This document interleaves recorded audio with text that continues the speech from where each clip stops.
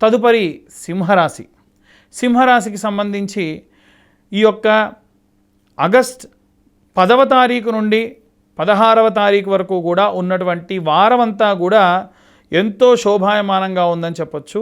ఎందుకంటే వ్యయస్థానంలో లాభంలో సూర్యుడు, అలాగే ద్వితీయ స్థానంలో వక్రగతిలో కుజుడు ఉన్నప్పటికీ ఈ రాశి వారికి వారి వారి దశ వారి వారి గోచార రీత్యా సంచారం చేస్తున్నటువంటి గ్రహస్థితులు ఎక్కువగా లాభించేటువంటి అవకాశం ఉంది.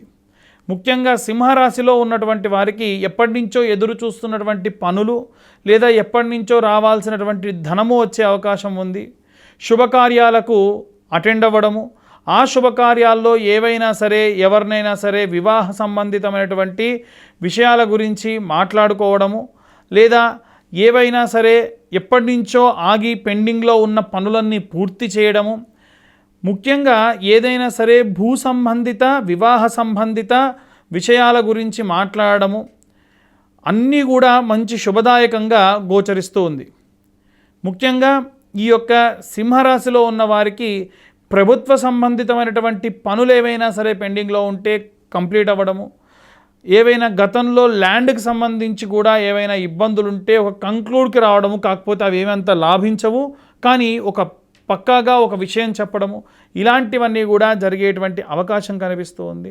వీరు ఖచ్చితంగా చదవవలసినటువంటి మంత్రం ఏమిటి అనంటే శివారాధన చేయడం మంచిది, అలాగే దక్షిణామూర్తి మంత్రం చదవడం మంచిది, కాలభైరవాష్టకం నిత్యం వినడం మంచిది.